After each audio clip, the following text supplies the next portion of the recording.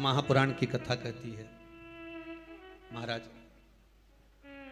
पूर्णिमा का जो चंद्र है वो विशाल काय है और उस चंद्र की पूर्णता में हमारी अभिलाषाएं भी पूर्ण हो। आप आस्था चैनल के माध्यम से जितने लोग कथा सुन रहे हैं, फेसबुक यूट्यूब पर जितने कथा सुन रहे हैं और कुबेरेश्वर धाम में जितने कथा सुन रहे हैं, आप में से कितने लोग हैं जो पूर्णिमा का व्रत करते हैं? जो माताएं करती हो जरा हाथ उठाइए। पूर्णिमा का व्रत जो करती हो, करते हो ना आप लोग? रखिए हाथ।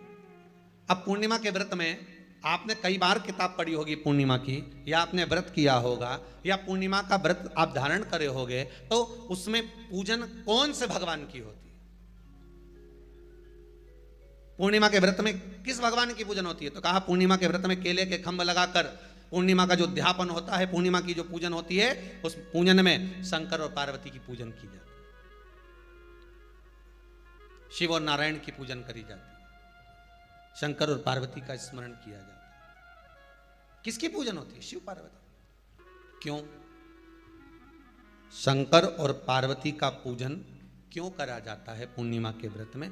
क्योंकि शिव और माता पार्वती ही केवल एक ऐसे हैं जिन्होंने अपूर्ण लक्ष्मी को भी पूर्ण बना दिया था। किसको पूर्ण बनाया है? लक्ष्मी। पूर्णिमा के दिन अगर आप शंकर भगवान को एक लोटा पानी अगर शिव को समर्पित कर रहे हो, श्वेत पुष्प को रखकर शंकर जी के ऊपर सफेद फूल को चढ़ाकर अगर एक लोटा जल भी, एक पात्र जल भी शंकर को समर्पित कर रहे हो, तो ये लक्ष्मी के लिए ही तो कर रहे हो। और कौन सी लक्ष्मी? पूर्ण लक्ष्मी। पूर्ण लक्ष्मी।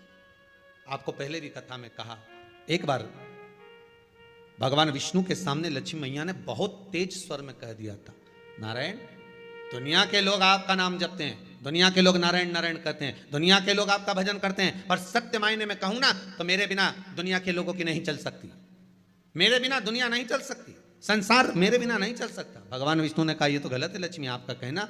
एक दिन लक्ष्मी को अहंकार आ गया, अहंकार के संबोधन जब माता लक्ष्मी करने लगी तो भगवान उसी समय पर भगवान विष्णु को क्रोध आ गया और भगवान विष्णु ने कह दिया, लक्ष्मी तू इतनी बड़ी बड़ी बात कहती है कि तेरे बिना नहीं रह सकती संसार?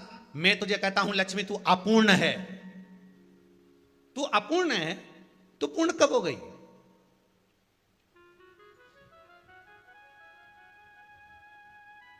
तेरी पूर्णता कहां हो गई? लक्ष्मी की आंख से आंसू बहने लगे। आज आपने मुझे अपूर्ण कहा है, आपको मालूम है आप मुझे अपूर्ण कह रहे हो? आपको ये ज्ञात हो रहा है आप मुझे अपूर्ण कह रहे हो? भगवान कहते हैं हाँ लक्ष्मी मैंने तुझे अपूर्ण कहा है। अपूर्णता का मतलब आप जानते हो ना? भगवान कहते हैं लक्ष्मी मैं सब जानता हूं।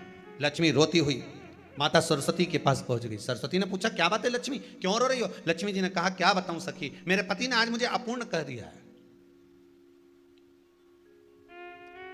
तो क्यों रो रही है तू? अपूर्ण अगर कह दिया, पति ने ही तो कहा है ना, तो क्यों रोना? चल मेरे साथ में। और सरस्वती मैया माता लक्ष्मी को लेकर सीधे पहुंच गई माता पार्वती के यहाँ। माता पार्वती के यहाँ जब पहुंची है, माता पार्वती जी ने लक्ष्मी जी को देखा और सरस्वती को देखा तो पूछा कि बात क्या है, क्या हो गया ऐसा, क्या हुआ, क्या है ऐसा जो तुम दोनों आज मेरे पास में आई? क्या हुआ? पार्वती जी कुछ बोलती, शिव जी का ध्यान माता सरस्वती की ओर और लक्ष्मी की ओर गया और भगवान शंकर जान गए कि आज भगवान नारायण ने लक्ष्मी जी को अपूर्ण कहा है। अब देखें माता पार्वती क्या कर सकती है, इसको पूर्ण बनाने के लिए करेगी क्या? क्या हुआ? माता सरस्वती जी बोली लक्ष्मी को अपूर्ण कह दिया। अपूर्ण कह दिया? हाँ, तो क्या सोचना उसके लिए, इसको मैं अभी पूर्ण बना देती हूं। माता जगत जननी पार्वती ने गोदी में विराजमान गणेश जी को उठाया और उठाकर लक्ष्मी जी की गोद में दे दिया। ले लक्ष्मी, आज से तू पूर्ण हो गई। लक्ष्मी आज से तू पूर्ण है। गोदी में जब तक संतान नहीं है तो नारी को लोग अपूर्ण समझते हैं, पर माता पार्वती जी ने संपूर्ण ब्रह्मांड में एक सिद्धता प्रदान कर दी कि अपने गोदी के लाल को, अपने गोदी के पुत्र को माता ने लक्ष्मी की गोद में देखकर लक्ष्मी को पूर्ण बना दिया। वो दिन कौन सा था? पूर्णिमा का दिन, लक्ष्मी को पूर्ण करने का दिन, पूर्ण करने का। केवल अमृत ही नहीं बरसता, पूर्णिमा के दिन लक्ष्मी भी बरसती है। पूर्णिमा के कितने व्रत होते हैं? बोलते जाओ, जरा जल्दी जल्दी बोलो। पूर्णिमा के नारियों को, स्त्रियों को अखंड सौभाग्य के लिए, जो नारी वैधव्य नहीं होना चाहती है, उस नारी को पूर्णिमा के कितने व्रत करना चाहिए? जिस नारी के यहाँ संतान नहीं हो, औलाद नहीं हो, उसको पूर्णिमा के कितने व्रत करना चाहिए? जिस नारी का पुत्र, पति बहुत बीमारी से ग्रसित हो, लग रहा हो कि ये मेरा बेटा बहुत बड़ी बीमारी में घिरा हुआ है, तो नारी को कितने व्रत करना चाहिए? स्वयं भगवान कृष्ण ने माता यशोदा को द्वापर में भी बताया है कि पूर्णिमा के 32 व्रत होते हैं। कितने व्रत होते हैं? 32। हम भगवान कृष्ण यशोदा रानी को, माता यशोदा जी को भी बता रहे हैं 32 व्रत। अब आपको किसी ने बता दिया होगा कि 8 कर लो, 7 कर लो, 6 कर लो, 12 कर लो, इसलिए आपने बोला कि 12 कर लीजिए, 32 कर लीजिए। अरे यहां तो द्वापर की कथा भी कहती है। यशोदा जी ने एक बार भगवान कृष्ण को रोक कर कह दिया, ए कन्हैया रुको। कन्हैया बोले, बोलो माँ क्या बात है? कन्हैया जरा रुकिए, इधर आओ जरा। भगवान कृष्ण आए। हाँ माँ बोलिए। जगह का प्रसंग है ये, जिस समय पर राधा रानी कुरुक्षेत्र में नंद बाबा और यशोदा जी को लेकर कुरुक्षेत्र के कुंड में, ब्रह्म सरोवर में स्नान कराने के लिए लेकर जाती है, ग्रहण का समय पर। और जब भगवान कृष्ण उस कुरुक्षेत्र के उस सरोवर में स्नान करने आते हैं, तब यशोदा जी ने अपने लाला से प्रश्न किया है, पूछा है कि नारी वैधव्य होकर ना मरे, उसका पति कोई रोग से ग्रसित ना हो, उसका पुत्र किसी रोग में ना पड़े। कितना सुंदर संवाद लिखा है। अगर किसी माता का पुत्र मान लो किसी नशे में डूबा हुआ है, कोई नशा कर रहा है और गलत नशा है, आपको लग रहा है कि ये नशे में डूबा हुआ है, आपको लग रहा है कि ये गलत जगह पर डूब गया है, आपको लग रहा है कि मदिरापान में, मांसाहार में या अधिक अधिक गांजा आदि का जो भी नशे होते हैं, जितने भी नशे, उसमें डूब चुका है। और माँ उसको समझा रही है, तू नशे में मत डूब, तू इस काम को मत कर, तू ये गलत कर्म मत कर। माँ उसको समझा कर हार गई। तो मेरा माताओं से निवेदन है, आप उसको समझाना बंद कर दो, एक काम करना प्रारंभ कर दीजिए। हमें जो शिव महापुराण के माध्यम से शास्त्र कह रहा है कि आप 32 पूर्णिमा के व्रत प्रारंभ कर दो। उसमें करना क्या है आपको? केवल जिस दिन व्रत रहे, रात्रि के समय पर कोई भी मीठा, कुछ भी सामग्री आप चंद्र की रोशनी में, चंद्र को अर्घ देने के बाद, पूजन करने के बाद उसको रखो, और वही सामग्री जो नशा कर रहा है उसको पूर्णिमा के दूसरे दिन उसको खिलाओ। आप धीरे धीरे खिलाना चालू करेंगे, जिस नशे में वो डूबा हुआ है उस नशे से वो छूटना प्रारंभ हो जाएगा। 2 पूर्णिमा व्रत करके तो देखो, तीसरे में तुम्हें जरूरत ही नहीं पड़ेगी। धीरे धीरे आप वो छूटना प्रारंभ हो जाएगा। स्वयं भगवान कर रहे हैं। यशोदा मैया ने कन्हैया को रोक लिया कुरुक्षेत्र के उस मैदान में, और भगवान कृष्ण का दर्शन माता यशोदा जी करी। बहुत बहुत दिनों के बाद माँ को, आज माता यशोदा को लाला का दर्शन हुआ, बहुत समय के बाद, जाने के बाद बहुत समय। कृष्ण से माता यशोदा जी ने पूछा, कन्हैया लो, किसी नारी का पुत्र या पति रोग से ग्रसित हो,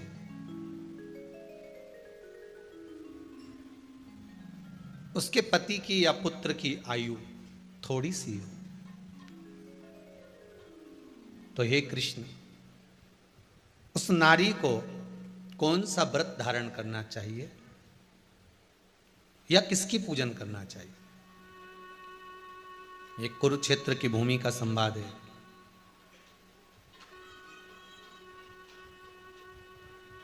भगवान कह रहे हैं, मां, अगर नारी अपने पुत्र और अपने पति के लिए, उसकी उम्र की वृद्धि के लिए, रोग मुक्ति के लिए, विश्व के ताप को कम करने वाले चंद्रदेव की आराधना, पूर्णिमा के व्रत को धारण करती है, तो नारी उस व्रत के प्रभाव से अपने पुत्र और पति की बीमारी को, रोग को हर लेती है।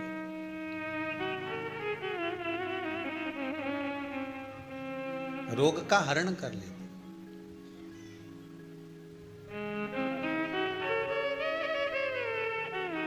महाराज, जो बच्चा बुद्धि से विकलांग हो, विद्या में कमजोर हो, परीक्षा हॉल में पेपर देते समय भूल जाता हो, वे काम ना करता हो, निवेदन है किसी भी पूर्णिमा की रात्रि को 12 बजे गाय के, गौ माता देसी गाय के जो 4 थन होते हैं, उन 4 थन में से जो आगे के थन होते हैं, 2 पीछे की ओर होते हैं, 2 आगे की ओर होते हैं, तो जो आगे के 2 थन हैं, उस थन का दूध निकलवा लिया जाए और उस दूध का कोई भी मीठा पदार्थ बनाओ तो ठीक है, ना बनाओ तो उसी दूध में शक्कर मिलाकर पूर्णिमा की रात्रि को, जो विवेक से कमजोर हो, बुद्धि से कमजोर हो, या याद करा हुआ सब भूल जाते हो, या आपके लिए भी है कोई चीज रखते हो भूल जाते हो, विवेक याद नहीं रहता, बुद्धि में इतना प्रबल बल नहीं आ पाता, याददाश्त कमजोर होती चली जा रही, तो किसी भी पूर्णिमा की रात्रि को 12 बजे गाय के आगे के 2 थन का दूध, उसमें कोई पदार्थ, शक्कर, गुड़ कुछ भी मिलाकर भगवान के चंद्रदेव की साक्षी में उसको पिला दिया जाए। महाराज, बार बार पिलाने की जरूरत ही नहीं पड़ेगी, एक ही बार में काम कर जाएगा और विवेक पूर्ण तरह से कार्य करने लगेगा। इसी गाय के आगे के 2 थन का दूध बड़ा प्रबल होता है। पूर्णिमा की रात्रि को 12 बजे उसका प्रयोग किया जाए। दूध को निकाल लो शाम के समय, रात्रि के समय ग्वाले से कहकर, जिसके यहाँ पर देसी गाय हो वहां निकलवा कर उसको रखा जाए, उसका पान करा जाए। रोग बीमारी में प्रबलता, तो मां यशोदा जी जग कल्याण के लिए पूछ रही है। जब देवता 33 कोटि देवता उस चंद्र के इंतजार में रहते हैं कि ये चंद्र प्रबल होगा, तब जाकर ये चंद्र यहां पहुंचेगा, तब जाकर हम मंथन करेंगे, तब जाकर वो अमृत मिलेगा, और उस अमृत को देवता धारण करेंगे तो वो आनंद पा जाएंगे। हम क्यों एक एक पूर्णिमा छोड़ें? एक एक पूर्णिमा के महत्व को जानिए। कोई पूर्णिमा साधारण नहीं है, कोई प्रदोष साधारण नहीं है, कोई शिवरात्रि साधारण नहीं है। 12 महीने शिवरात्रि पड़ती है, 12 महीने में प्रदोष पड़ते हैं, उसका महत्व ही नहीं जान पाते। कौन से प्रदोष पर क्या करना है, कौन सी पूर्णिमा को क्या धारण करना है, कौन सी शिवरात्रि पर। कई लोगों को तो यहां तक नहीं मालूम था कि भाई श्रावण के महीने में भी शिवरात्रि आती है। वो तो बस लोगों के कि शिवरात्रि का पूजन हुआ, तो उसका स्मरण क्यों छोड़े हम? अगर ये वेद और शास्त्र ब्राह्मणों को दिए गए हैं, ये वेद और शास्त्र विद्वज्जन को दिए गए हैं, तो इसका स्मरण होना चाहिए कि हम निकाल कर जनमानस तक ये चीज पहुंचाएं कि हमें इस दिन ये पूजन करना है, उसका स्मरण होना चाहिए। भगवान कृष्ण से यशोदा जी ने पूछा तो भगवान कृष्ण ने कहा, मां, पूर्णिमा का व्रत अगर नारी 32 पूर्णिमा धारण कर लेती है तो वो नारी वेदव्य होकर नहीं जाती। पर आप लोग व्रत जो करते हो ना, जो भी व्रत आप लोग उठाते हो, सोमवार का व्रत जैसे किसी माता जी ने उठा लिया और वो उठाने के बाद, हम तो शादी नहीं हुई थी ना जब भी सोमवार व्रत करते थे, अब शादी हो गई अभी भी हम सोमवार का व्रत कर रहे हैं, करे जा रहे हैं, और उसका कोई उद्यापन नहीं करा, कोई संकल्प नहीं लिया गया कि मैं 5 करूंगी कि 16 करूंगी कि 25 करूंगी कि 31 करूंगी कि 21 करूंगी। इसलिए पूर्णिमा व्रत का विधान में कहा गया कि 32 पूर्णिमा का पहला संकल्प होना चाहिए। उसके बाद आपकी 32 पूरी हो जाए, फिर आप दूसरे और व्रत कर लो, फिर 32 कर लो, फिर 32 कर लो, पर उसमें पूर्णता का भाव। अभी तक किसी के सोमवार और गुरुवार और शुक्रवार के व्रत ही पूर्ण नहीं हुआ, अभी तक चल रहा है, अभी तक चल रहा है। हम तो सोमवार का व्रत करते हैं, हम तो शनिवार करते हैं, अब शनिवार करते करते 4 साल हो गए, 6 साल हो गए, 5 साल हो गए। भगवान को तो थोड़ा बहुत कुछ खिला पिला के उनको एक बार तो विश्राम दे। भगवान भी मन में सोच रहे अब तो निपटेगी तभी छोड़ेगी। कोई भी व्रत आप करो, उस व्रत का एक संकल्प, एक नियम कि मैं इतने व्रत करूंगी, ये मेरा नियम। जैसे नवरात्रि के 9 दिन मैंने करे, व्रत धारण करे, 10वें दिन उसको छोड़ दिया। अब तुम तो सोच कर बैठी कि ये मैं 9 दिन धारण कर लूंगी, ने 1 दिन बाद एकादशी पड़ रही है तो 10वें के दिन कौन छोड़े, दशहरे का भी व्रत ये भी कर लूँ, 11 भी पूरी कर लूँ, उसके बाद प्रदोष भी कर लूँ, और प्रदोष के बाद में मैं फिर जो द्वादशी पड़ी, 12 पड़ी वो कर कुरा के इसके बाद ही छोड़ूंगी। थोड़ा सा जिस व्रत को उठाया गया, जिस व्रत का नियम लिया गया है, उस व्रत का प्रदान कर कर फिर उसको थोड़ा सा भाग प्रदान कर कर हमने ये व्रत पूर्ण कर लिए। भगवान हमारा ये व्रत आपकी कृपा से, हे विश्वनाथ, हे शंभु, हे त्रिकालदर्शी, हे कैलाशी, मेरी 26 एकादशी आज पूर्ण आपकी कृपा से हुई है, इसलिए मैं उद्यापन कर रही हूं, आपकी कृपा से कर रही हूं। उसके बाद फिर उठाऊंगी, फिर कर लूंगी, पर आज मैंने पूर्णता का भाव लिया। उद्यापन नहीं करो तो किसी विद्वान ब्राह्मण को घर में बुलाकर अभिषेक पूजन करा लो, उसको भोजन करा दो, दक्षिणा आदि प्रदान कर कर उसको विदा कर दो, उसमें भी सुख का भाग। कितनी पूर्णिमा जम के बोल दो, 32 पूर्णिमा। कौन कर रहे हैं? भगवान कृष्ण। किसको कर रहे हैं? माता यशोदा को। किसने ये व्रत धारण किया? तुम्हें कुछ मालूम है किसका होता है ये व्रत? भगवान कृष्ण ने कहा ये शंकर और पार्वती का व्रत है। किसका व्रत है? शिव और पार्वती का। पूर्णिमा का व्रत शंकर और पार्वती का व्रत। तो कोई कहे कि ये तो भगवान कृष्ण का व्रत है, तो ये तो कृष्ण भगवान तो द्वापर में आए हैं, पर पूर्णिमा का व्रत तो स्वयं माता पार्वती जी ने भी धारण करा है। जिस समय पर कार्तिकेय महाराज को गंगा मैया प्रकट कर रही थी और तारकासुर का जब संहार करना था, तब माता पार्वती ने शंकर जी से पूछा था कि तारकासुर को मारने के लिए आपके पुत्र की जरूरत है, आपका पुत्र प्रकट कैसे होगा, क्योंकि आप तब साधना में लगे रहते हो। भगवान कहते हैं चिंता मत कर, तू एक काम कर, पूर्णिमा व्रत को धारण कर। मां पार्वती भी जिस व्रत को धारण करी है, तो कोई ये द्वापर का व्रत है क्या? यहां तो शास्त्र कह रहा है कि कोई भी अगर आप प्रसंग धारण कर रहे हो, कोई भी आप नियम धारण कर रहे हो, कोई भी आप व्रत धारण कर रहे हो, या आप किसी भी तरह का पुण्य भाग धारण कर रहे हो, तो उसमें जड़ की मूलता होना चाहिए। जड़ कहां? केवल पूर्णिमा का व्रत कोई केवल द्वापर का नहीं है, केवल त्रेता का नहीं, ये तो सतयुग के भी आगे का निकलता है। ना जाने कितने सतयुग, कितने त्रेता, कितने द्वापर हुए, तब से चला। नैनों में नंबर बढ़ते चले जा रहे हो, चश्मा उतर नहीं रहा हो, दूर का नहीं दिखे, कहीं किसी को पास का नहीं दिखे, रहते हैं। उसके लिए तुलसी की जो डंडी होती है, तुलसी जैसे बेलपत्र की जो ये डंडी है, ऐसे ही तुलसी का जो पत्ता होता है, उस पत्ते की जो डंडी होती है, उस डंडी को चंद्रमा को देखा जाता है। उस डंडी की जो कोर होती है, उस कोर को दृष्टि से मिलाया जाता है। माँ की रात्रि ठीक 12 बजे आप चंद्रमा की, जैसे चंद्रमा का भाग, उस चंद्रमा के भाग को आप उस डंडी के भाग से निहारने का प्रयास करें। मार घर में आई है, घी का दिया लगाई है, उस घी के दीप को लगाने के बाद पूर्णिमा के दिन उस पर एक प्लेट थोड़ी तिरछी कर रख दो, जिससे उसकी कालोच, काई की, उस दीप की, घी के दीप की कालोच उस प्लेट पर आ जाए। थोड़ी सी कालोच ले लीजिए, 5-10 मिनट में आ जाएगी। उसको गाय के घी में मिलाकर आंखों में सुरमा लगाकर रात्रि को सो जाइए। 3 दिन बाद आप महसूस करेंगे कि नेत्र की ज्योति बढ़ना प्रारंभ हो रही है। अब इस प्रयोग को करने में कोई धन लगा तुम्हारा? अरे बोलो तो सही। कोई दौलत लगी तुम्हारी, कोई संपदा, या फिर तुमने सियोर वाला महाराज के लाके खूब बटोर के दे दिया, कुछ लगा? नहीं। तुम करोगे, लाभ तुम्हें मिलेगा।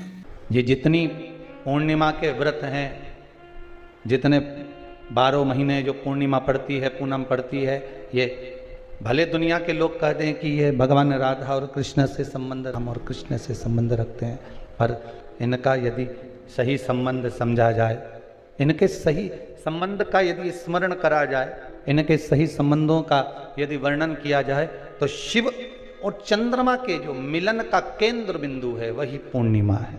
केवल एक पूर्णिमा वहीं तक नहीं रही कि भगवान कृष्ण और राधा जी ने रास किया, केवल वहीं तक उसकी सीमितता नहीं है। बात ध्यान रखिएगा,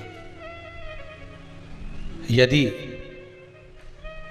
काया का रोग हो गया, मान लो शरीर कहीं से सफेद पड़ रहा है, कहीं से काला पड़ रहा है, शरीर में से खाल की फुकड़ी निकलना प्रारंभ हो गई हो, शरीर में काले काले चट्टे पड़ना चालू हो गए हों, या कोई विशेष रोग हो गया, कोई विशेष में रोग है, बीमारी है, काया बेकार हो रही है, तो सीधी सीधी बात शिव महापुराण की कथा कहती है, सुंदर आनंद में श्रवण कर कर आप अपने जीवन को, ये पूर्णिमा शिव महापुराण की कथा कहती आ रही है। कुछ नहीं करना, पीपल का एक पत्ता, उस पत्ते पर थोड़ा सा चावल, पूर्णिमा की रात्रि को अपने हाथ में लेकर, अपने नयनों से लगाकर, शरीर पर से स्वयं उतार कर उसको दरवाजे के पास रख दीजिए। पूर्णिमा की रात्रि को पूर्ण होने पर उस चावल को दूसरे दिन सूंघ कर बहते हुए पानी में डाल दीजिए। महाराज कितने भी रोग से ग्रसित हो गए, पीपल का एक पत्ता 52,000 ब्राह्मण की साक्षी कराता है। महाराज बहुत ध्यान देना, पीपल के वृक्ष में स्वयं नारायण का, मेरे कृष्ण का वास है। स्वयं भगवान गीता के अंतर्गत कहते हैं कि मैं पीपल का वृक्ष हूं, नारायण उसी में बसता। 52,000 ब्राह्मणों का वासा एक पीपल के पत्ते में होता है। और आपको पहले भी कथा में कहा, गाय, ब्राह्मण, बहन, बेटी, ये सब काल का हरण करने वाले हो, काल को हरने वाले हो। रोग को मिटाइए, शिव का स्मरण करो। पूर्णिमा के दिन चावल का एक आखा दाना, आखा दाना जानते हो, पूरा खंडित चावल नहीं, कितना चावल, एक दाना चावल का शंकर भगवान के शिवलिंग पर समर्पित करिए। एक बेलपत्र जिसका डंडी का मुख अपनी ओर हो, जहां से चावल चढ़ाया है, उस चावल के ऊपर अपनी कामना कर कर रख दीजिए और चंद्रमौली भगवान का स्मरण करिए। कौन से भगवान? शंकर भगवान का सर्वश्रेष्ठ सुंदर नाम है चंद्रमौली। चंद्रमौली भगवान का स्मरण करिए, अपनी कामना कर कर बेलपत्र समर्पित कर कर शिव जी पर एक लोटा पानी, एक जल पात्र समर्पित करो, कलश से जल चढ़ा दीजिए, नैनों में वो जल लगाकर अपनी कामना कर कर वापिस घर को आइए। आएगी जो कामना करी है मेरा चंद्रमौली भोलेनाथ उसे पूर्ण कर ही देगा। शिव उपासना के लिए जितनी 12 महीने में पूर्णिमा पड़ती है, एक एक पूर्णिमा का व्याख्यान वर्णन करेंगे। आज तो कथा का महत्तम दिवस है, पहला दिवस है, तो हम उसको महत्व समझें कि पूर्णिमा का महत्व क्या है, हम उसका महत्व समझें कि शंकर और चंद्र का रिश्ता क्या है, संबंध क्या है। भगवान ने जितनी पूर्णिमा बनाई है, जितने नक्षत्र बनाए, जितनी घड़ी बनाई, जितना पल बनाया, जितना समय बनाया, ये शंकर भगवान ने जो बनाया ये गलत नहीं बनाया, श्रेष्ठता के लिए बनाया, जग के उद्धार के लिए, संसार के उद्धार के लिए बनाया। अब उसका प्रयोग आप करें ना करें ये आपके ऊपर है, आप उसका प्रयोग कर रहे हैं ना कर रहे हैं ये आपके ऊपर, पर जो बनाया है मेरे भगवान